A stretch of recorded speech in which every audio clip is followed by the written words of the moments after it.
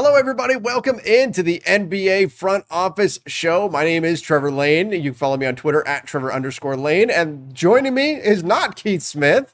Today, it's Ron Gutterman from LakersNation.com. Ron, how you doing, man? Doing good. Happy to be in for Keith. Hopefully, I can be a good replacement and hold down the fort for him. So Keith his daughter had a soccer tournament this weekend. She got injured in a game today. We think she's going to be okay, fingers crossed, but Keith's taking her to the doctor just to make sure everything is good. So of course, family comes first. So big thank you to Ron for jumping in here. Ron, we have to talk a little bit about one of your favorite players, and that's DeAndre Jordan. And I say that facetiously. DeAndre Jordan is going to be joining the Los Angeles Lakers, according to all reports. He will sign with them once he gets bought out by the Detroit Pistons. Keith and I broke down the trade that sent DeAndre Jordan from the Brooklyn Nets to the Detroit Pistons just the other day. So we're going to talk about what this means for the Lakers and what this signing means in terms of contract-wise. First of all, this is going to be a veteran minimum deal. Ron, what do you think about the veteran minimum for DeAndre Jordan? Can he still be an asset on the floor? I mean, look, we talk about this a lot, but veteran minimums when you're not hard capped is essentially nothing, right? It's essentially like throwing it out there and seeing if it sticks. And I think DeAndre Jordan, he can be somewhat of an asset in terms of I think he'll be good for the locker room culture. I think he fits really well with this team. They're sort of doing the thing that they did in 2020 where they're doubling down on one skill set rather than having two centers that do opposing things. They're kind of doubling down here. Dwight and DeAndre Jordan are pretty similar. So I get where they're coming from, and it's a veteran minimum, so I guess the risk is next to nothing.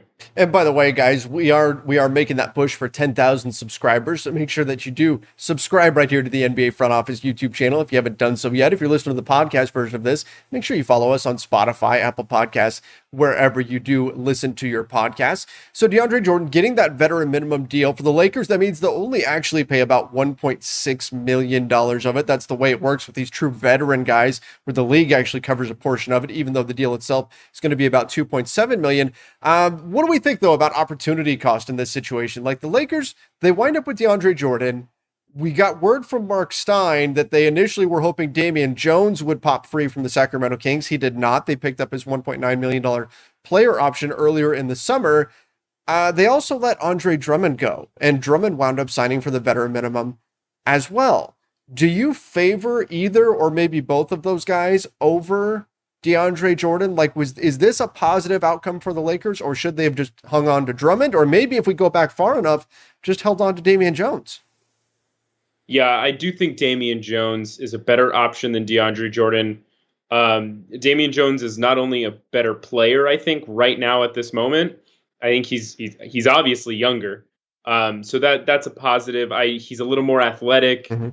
He blocks shots. He doesn't really bring much offensively, but neither does DeAndre Jordan at this point in his career. So I think Damian Jones would have been the better option. And this might be a little unpopular. I'm okay with DeAndre Jordan over Andre Drummond. Talent-wise, Andre Drummond is obviously the better player. I'm not here to argue that. But it really felt like Andre Drummond did not fit the culture of last year's team. It really felt like he was more concerned with his own touches, his own playing time, his own future financial perks, which good for him. That's what he should be doing. That's not a criticism, but that doesn't fit with a Lakers team that is clearly built to put aside ego. That's what everyone's saying, and I feel like DeAndre Jordan does fit that mold better than Andre Drummond, but Damian Jones tops them both. Well, if that was Andre Drummond's thing, right? It definitely didn't work out. If he was focusing on putting up his own numbers in order to get a big new contract, because he wound up on a veteran minimum, just like Dwight Howard did, just like DeAndre Jordan got, so it's kind of a wash there. The Lakers could have kept Andre Drummond, but obviously they made the choice that he wasn't a good fit. And maybe, like you said, that could have been a concern, that he wasn't playing as well within the team construct because he was worried about future contracts. Maybe we can make the same argument for a guy like our good buddy, Dennis Schroeder, who is now Keith's good buddy with the Boston Celtics. But the Lakers, as of this point, they bring in DeAndre Jordan. Technically, they still have an open roster spot. However, the math makes more sense for them to leave that roster spot open. Ron, can you explain why that's the case? Why it makes more sense for them to leave their 15th roster spot open to say that's it, we're done, rather than sign somebody right now? Yeah, so the Lakers are well into the luxury tax at this point, and any contract they give out, the luxury tax they're going to have to pay for it is actually larger than the contract itself by I think a factor of like 2 or 3. So if they were to sign someone with their 15th roster spot using a veteran minimum, they would have to pay 1.6 million for the player if it's a veteran minimum player. They'd pay 1.6 million for the player itself, and then another, I think, like double that, like another 3.5 million in luxury tax on that player. So I'm not sure if my math is 100% correct there, but I think it's like 3.2. I think they paid double. Yeah, it's about that. So they would pay 3.2 plus 1.6. You're paying 4.8 for your 15th roster spot. It makes a lot more sense to wait into the regular season and get someone on the buyout market when the salaries have prorated down, and get someone for maybe, let's say, 800,000. You pay the luxury tax on that, and now you're spending less for that same player. It could even be more than that because the luxury tax it goes into tiers. And I believe the Lakers will be into that third tier, which put them at about $3.25 per dollar spent of luxury tax over the cap. So that deal could end up, I mean, you're literally talking about saving millions of dollars just by waiting to fill your 15th roster spot until halfway through the season, when that salary is then prorated. And most likely what would happen if they filled that 15th roster spot right now is they would fill it for a player who, number one, would not play very much because they're the final roster spot. And then number two, when the buyout market heats up, the Lakers will be a landing spot. So they're probably just going to wind up cutting that player anyway, who would most likely have a guaranteed deal, and bring in somebody else. So then think about the luxury tax concerns there. Then not only are you saving millions of dollars, literally, just by waiting to sign someone until those contracts are prorated midway through the year, but if you were waiving that player and still paying them and then signing someone else on a veteran minimum who got bought out from another team, you're doubling that up. So I know we look at the Lakers as a franchise that prints money, but we're talking about what could be more than $10 million saved just by, and that's just based on my rough kind of off the top of my head math, but that's what we're talking about in terms of savings just by leaving that roster spot open for now, waiting until the buyout market, and then adding somebody. So that's why I know Lakers fans are looking right now thinking, okay, when is this roster spot going to get filled? And this same thing applies to a lot of other teams around the NBA who right now have open roster spots. You look at, like, say, the Golden State Warriors. So that's why they're going to wait rather than fill that spot. You have to fill 14, but that 15th spot, I think, is going to remain open. Yeah, and so the only way the Lakers are bringing in a new player before the season would either be on some sort of non-guaranteed contract, which could happen, but it's unlikely. Or the other option, the signing of DeAndre Jordan signals that Marc Gasol is no longer a part of this team's plans. Mm-hmm. They waive him or trade him. And that would really depend on what Marc Gasol wants to do. If he wants to retire, or he will retire, he could just do that. If he wants to play on another team, he could get traded. If he wants to play overseas, he would get waived. And then they would go back down to 13 and have one more spot to fill for number 14. So that's kind of the only way the Lakers are going to add another player before the season begins, unless it's a non-guaranteed deal. Okay, so let's talk about the buyout market in general, because I think we've established exactly why the Lakers are playing things the way they are and why their roster is most likely settled, unless Marc Gasol winds up going elsewhere, unless he gets cut. Then maybe you see another player come in for the Lakers, and we've heard some names that have been tossed around that they could add. But for the most part, we think the roster is probably done. We certainly know they're not going to go over 14. They're probably not going to sign that 15th player. But let's talk about the buyout market, because I'm already seeing this come up again. So across the NBA, there are fans of teams, particularly small market teams, or fans of teams that aren't in the top tier right now, who are saying the buyout market needs to change. And it's not even just the fans, because now we're starting to hear this from ownership groups as well. We're starting to hear this from front offices around the NBA, hoping that in the next CBA, they will change the way the buyout market works. Because the problem is, at least according to them, you've got these optics that a player gets bought out, let's say DeAndre Jordan or even Rajon Rondo, right?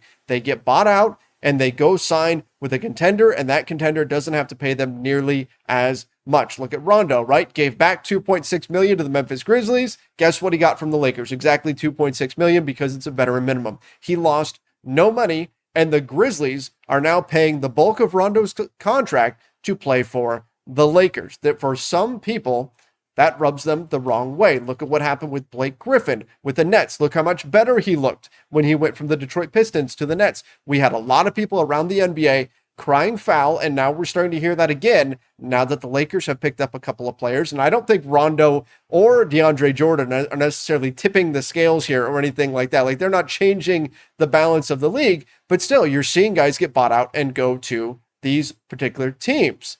So, knowing that this is going to be a conversation that we're going to hear all year, and particularly midway through, we're going to see this again once the buyout market does start to heat up right after the trade deadline.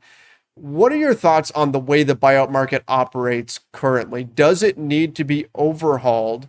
Is it too tilted in the favor of the top tier teams? Yeah, so I think it's really two separate arguments. The first one is the buyout market unfair in terms of teams basically paying players the bulk of their salaries for them to go play somewhere else? Mm-hmm.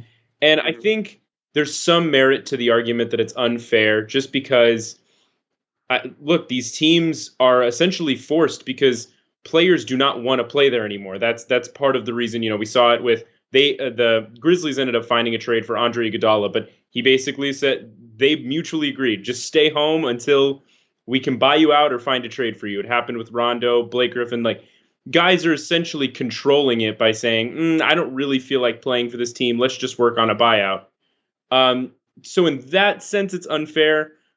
But I don't think the second part of the argument, which is favoring the big markets, that's where it makes no sense. There's really no statistical credence to that. It's just a small market complaints. The small market teams tend to complain more about like everything going against them. This is not a small market, big market discussion, and I don't know why it's turned into that. It's being kind of pigeonholed into the small market versus big market discussion, and it's not really part of that. It's good team, bad team, right? When you're bought out and you're a free agent, and suddenly every team can pay about the same amount of money. Everybody's paying. Of course, that player, from the player's perspective, they're going to go to the team that gives them minutes and an opportunity to win because they're playing for their next contract. They want to be in the spotlight. Everybody remembers them as a winner. That's their goal heading into the offseason. That was Andre Drummond's goal heading into the offseason, and the Lakers told him he would be a starter for them. Blake Griffin had the goal of winning, so he went and joined up with the Brooklyn Nets. That's the way this works. From the player's perspective, it makes all sorts of sense for them to want to go to a winning situation. Kemba Walker just gave back a lot of money to the Oklahoma City Thunder to have the opportunity to go play for his New York Knicks. So in that sense, it's not a big market, small market thing, although we could say Brooklyn, New York twice, right? You've got Brooklyn and New York, you've got the Lakers, you've got even the Clippers have gotten some players on buyouts. These are big markets, but they also happen to be good teams right now.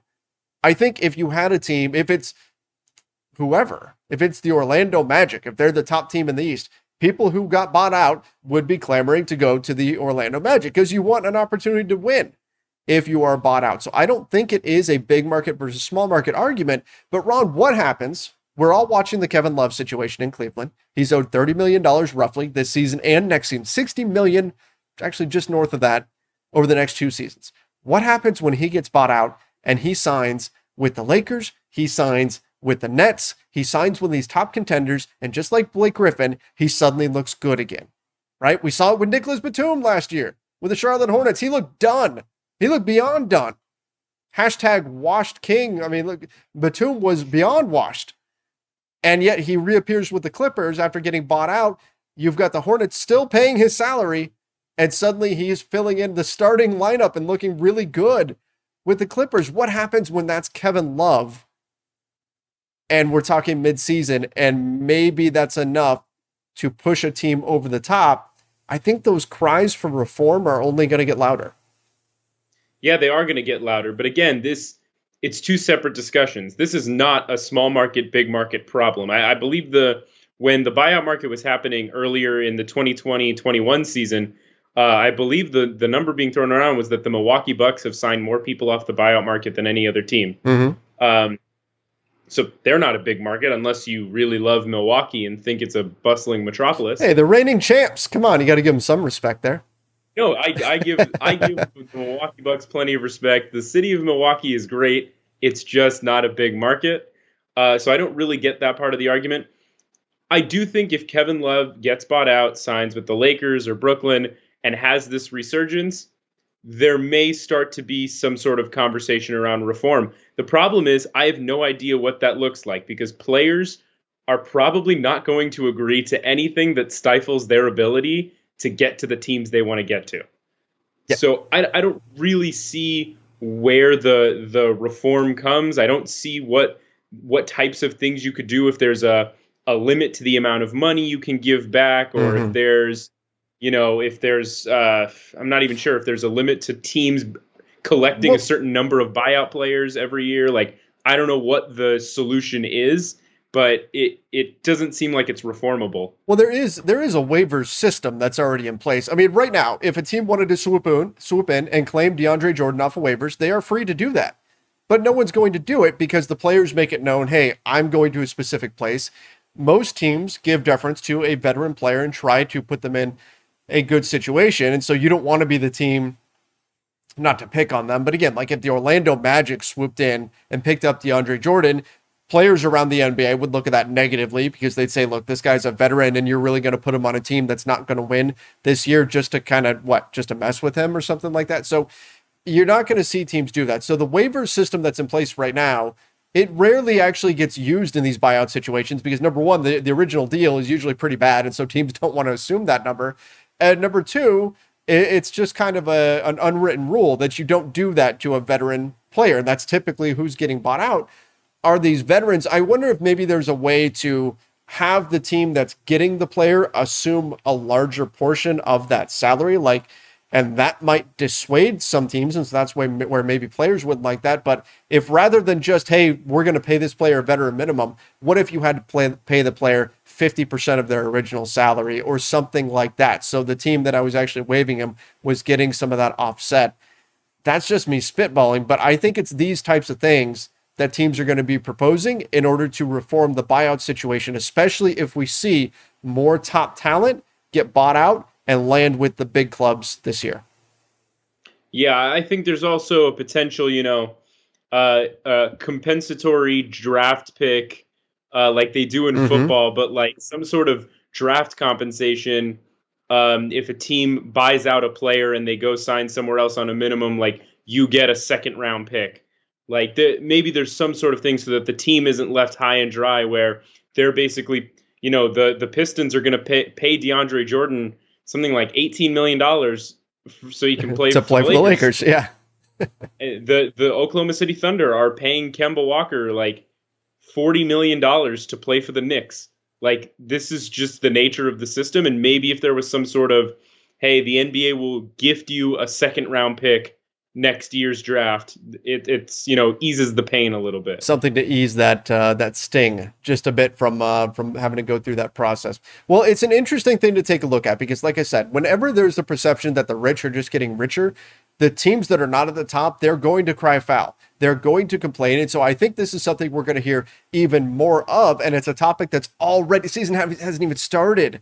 And we've got two players now who've been bought out and landed with the Los Angeles Lakers. And I think that's going to kind of jumpstart this conversation early. And it's something that's going to continue into the regular season. But everybody, thanks so much for joining us on this show. I think this is an interesting topic. So give us your thoughts in the comments down below. What do you think the NBA could do in order to approach this buyout situation? How could you reform this in order to make it more fair? Or is it fair the way things stand right now? Give us your thoughts in the comments section down below. And don't forget, subscribe right here to the NBA Front Office YouTube channel. Don't forget to turn on those notifications as well and give this video a like.